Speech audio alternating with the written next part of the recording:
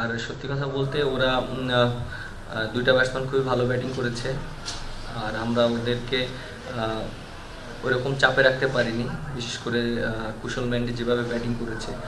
আর আমার কাছে মনে হয় রাতে উইকেটটা আরও ভালো হয়ে গিয়েছিল, আমরা হয়তো উইকেটগুলো ব্যাক টু ব্যাক হারিয়ে ফেলেছি, এর জন্য আমরা হয়তো একটু চাপে পড়ে গিয়েছি।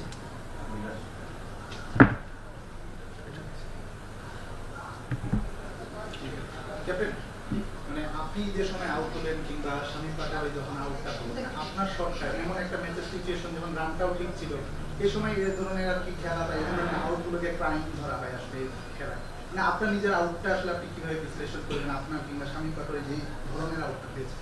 না, অবভিয়াসলি আমি যেখানে যে সময়টা আউট হয়েছি এটা টিমের জন্য আমার কাছে মনে হয় যে একটু চাপে পড়ে গিয়েছে, কারণ আমি চিন্তা করেছিলাম যে রানটাও যেন কন্টেন্ট করতে পারি, কারণ প্রত্যেকটা ওভারে যদি আমি একটা করে বাউন্ডারি নিতে পারি তাহলে আমার রান রেটটাও ঠিক থাকবে and at the same time. So আমি তৌহিদ হৃদয়কে প্রেশারটা দিতে চাইনি, আমি চিন্তা করেছি যে আমি রানটা যেন কন্টেন্ট করতে পারি। সো ওইভাবে মাঝে মাঝে ক্যালকুলেটিভ রিস্কগুলো নিতে হয়, বাট আমি হয়তো প্রপার এক্সিকিউট করতে পারিনি ওইটা, কারণ আমি যদি প্রপার এক্সিকিউট করতে পারতাম হয়তো ওটা বাউন্ডারি পেতাম।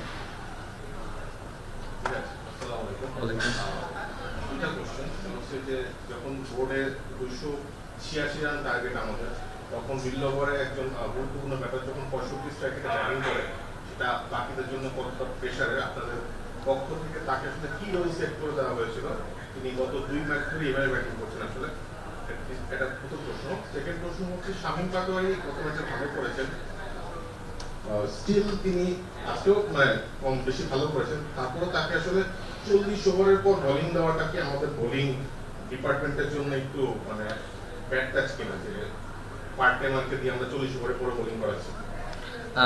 আপনার ফার্স্ট কোশ্চেনটা হলো যে ফার্স্ট কোশ্চেনটা কি একটু বলবেন? আমি ও আচ্ছা, আপনি যেটা বললেন যে ও যেভাবে ব্যাটিং করেছে, আসলে আমার কাছে যে জিনিসটা মনে হয় যে ও আরও ফাস্ট খেলতে পারতো, বাট আমরা কিন্তু ব্যাক টু ব্যাক উইকেট পড়ে গিয়েছি। ও যেভাবে খেলবে, খেলাটা যে ও একটু ফাস্ট খেলবে, তখনই কিন্তু আমাদের একটা করে উইকেট হারিয়েছি। আপনি দেখেন লাস্ট ম্যাচে যখনই ও একটু মোমেন্টাম ব্যাটিংটা করবে বা ভালো একটু রানে খেলার চেষ্টা করবে, তখনই একটা করে উইকেট পড়েছে।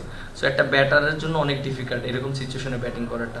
দেখেন আজকেও যখন ও ব্যাটিং করেছিল, আমার কাছে মনে হয় যে ওর জন্য যে আমরা হেরেছি এরকম কোনো কিছু না। আর আমরা যদি একটা সাইড থেকে যদি পার্টনারশিপ করতে পারতাম তাহলে দেখা যাক ও স্ট্রাইক রেটটা আরও ভালো করতে পারতো।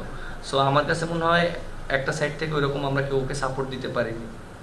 আর সেকেন্ড কোশ্চেন হলো যেটা আপনি বললেন, এই উইকেটে স্পিনারদের বল খেলা একটু ডিফিকাল্ট, বলটা একটু নিচে থাকে, একটু টান করে, এবং আমি যেটা চেষ্টা করেছিলাম যে পাটোয়ারিকে দিয়ে 2-3টা ওভার যদি কাভার করতে পারি তাহলে ইজি হবে, কারণ ওরা কিন্তু ব্যাটসম্যানরা দেখেন বাউন্ডারিটা অনেক বড় ছিল, মারতে গেলে কিন্তু আউট হওয়ার চান্সটা থাকে। সো আমি ওই চান্সটাই নেওয়ার চেষ্টা করেছি।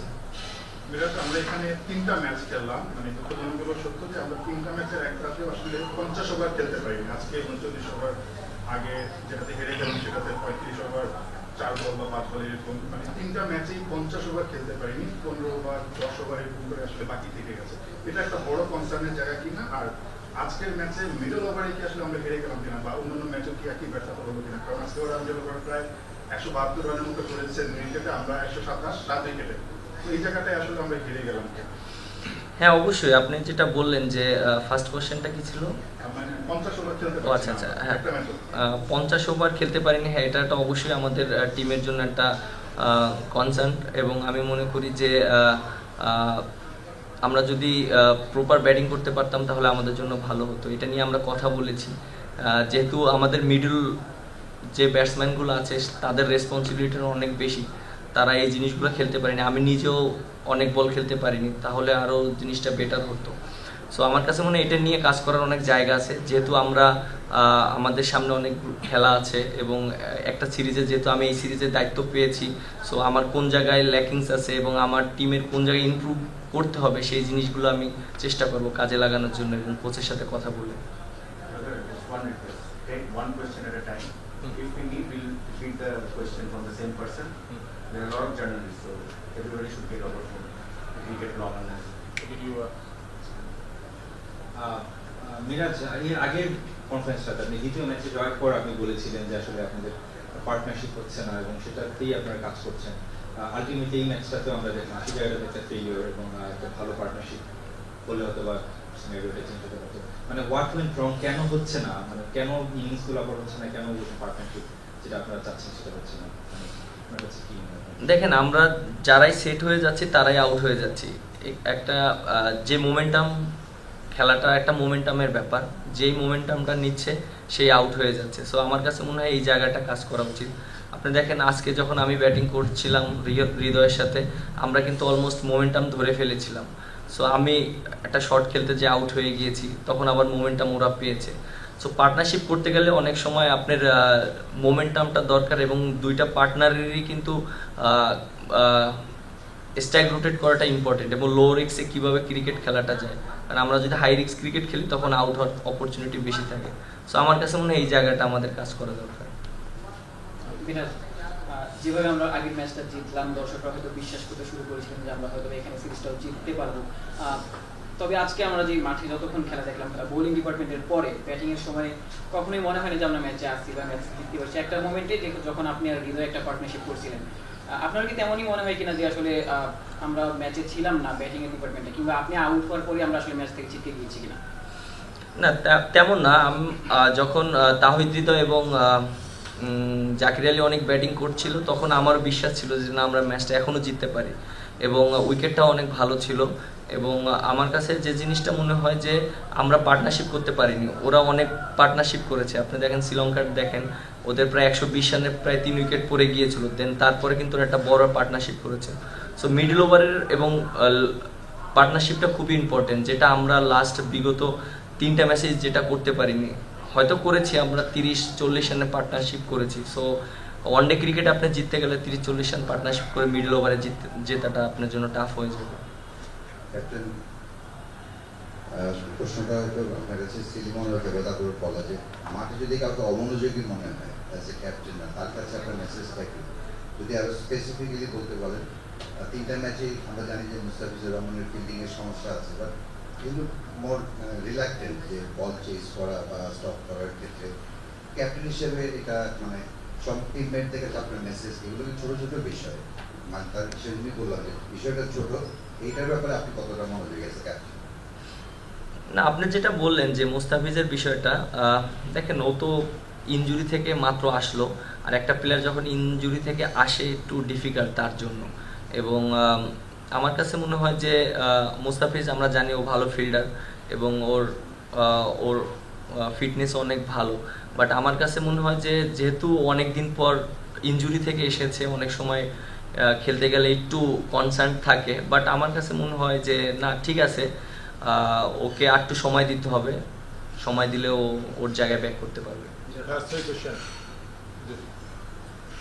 Maybe Bangladesh has produced so many young talented players in this team, so many players who can turn match on your way. But in international stage, as a team, you couldn't perform and couldn't perform big results. Have you identified what is the problem behind it, or have you discussed about it? I think yes, we have lots of talented players, but we couldn't perform well in this stage. But we have to take opportunity to long way. So if you give opportunity, definitely one day might be getting better. আজকের ম্যাচের একাদশ নির্বাচনের সময় কোনোভাবে কি রিশাদ আলোচনায় ছিলেন নাকি 5 উইকেট? দেখেন, একটা জিনিস দেখেন যে একটা প্লেয়ার যদি 5 উইকেট পায়, ম্যাচ উইনিং পারফরমেন্স করে, এটা তো কখনোই আপনি চিন্তা করতে পারবেন না যে তাকে ড্রপ দেওয়ার ব্যাপারে বা তাকে না খেলানোর ব্যাপারে। আর আমরা হয়তো ওটা করতে পারতাম যদি স্পিন ট্র্যাক থাকতো, হয়তো ওরা যেটা করেছে 2 পেস বলার 3 স্পিনার খেলানোর সুযোগ। বাট উইকেটটা দেখে যেভাবে মনে হয়েছিল, আমার কাছে মনে হয় যে পেস বলারই বেটার অপশন। এবং দেখেন ওদের উইকেট কিন্তু ম্যাক্সিমাম পেস বলাররাই পেয়েছে এবং আমাদের পেস বলাররাও ভালো বোলিং করেছে। সো আমার কাছে মনে হয় যে এটা নিয়ে আমরা ওয়ারিড না। আপনি বললেন যে মাঠ একটু বড়, বাউন্ডারি একটু বড় ছিল, তারপরে আপনার লক শট খেলেন আপনি, ইমন, কিন্তু কুশল বেটিসকে দেখে কি আপনারা বোঝেননি যে উনি যে বাউন্ডারি 18টা বাউন্ডারি মেরে আপনার সেঞ্চুরি প্লাস 124 রান করেছে, এখান থেকে কি আপনার কিছু নেননি? দেখেন এখানে একটা কোশ্চেন আপনি করেছেন, বাট অবভিয়াসলি মাঠটা একটু বড় ছিল এবং আমরা হয়তো আমাদের আরও কিছু জায়গায় ভালো করতে পারতাম, যে আমরা হয়তো 4 মারতে পারতাম বা সিঙ্গেলসটা নিতে পারতাম।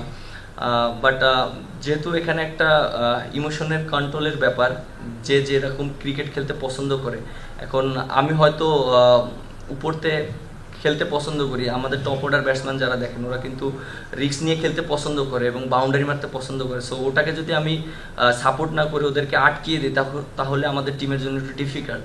সো আমরা প্রত্যেকটা প্লেয়ারকে তার স্ট্রেংথে ব্যাক করার চেষ্টা করছি। হয়তো আমরা অনেক সময় সাকসেস হব, অনেক সময় ফেলিয়ার হব, বাট যার যেটা স্ট্রেংথ সেটাই আমরা চেষ্টা করি যে ব্যাক করার জন্য। One last question, please. One last question, please. One last. Captain, মানে আপনি যেদিন এই সিরিজটা শুরু হয়, আপনার ক্যাপ্টেন্সি শুরুর প্রথম দিন একটা কথা বলছিলেন যে নাম্বার 4 আর 5 মানে মাহমুদুল্লাহ রিয়াদ আর মুশফিকের জায়গাটাতে আপনি অভিজ্ঞ কাউকে চান নিশ্চয়ই, আপনি আর লিটন আসলে যখন এই ওয়ানডে সিরিজে ডাক পান তার আগে বেশ একটা ব্যাট ক্যাচের মধ্যে দিয়ে যাচ্ছিল, তার কোনো পারফরমেন্স না দেখে তাকে ডাকা হয়েছে। তাকে যখন ডাকা হলো প্রথম ম্যাচে তাকে খেলানোর পর একটা ম্যাচ দেখেই কেন মানে আর কি তাকে বসানোর মানে যে সিদ্ধান্তটা এটা নেওয়া হলো, এটা যদি একটু বলতেন। দেখেন যে আমরা যে জিনিসটা চিন্তা করেছিলাম কম্বিনেশনের জন্য, টিম কম্বিনেশনের জন্য, আমরা লিটনের জায়গায় খেলিয়েছিলাম শামীম পাটোয়ারিকে এবং আমাদের ওইখানে একটা 6 নাম্বার বলার দরকার ছিল, এর জন্য আমরা টিম ম্যানেজমেন্ট সেই ডিসিশন নিয়ে আমরা শামীম পাটোয়ারিকে খেলিয়েছিলাম।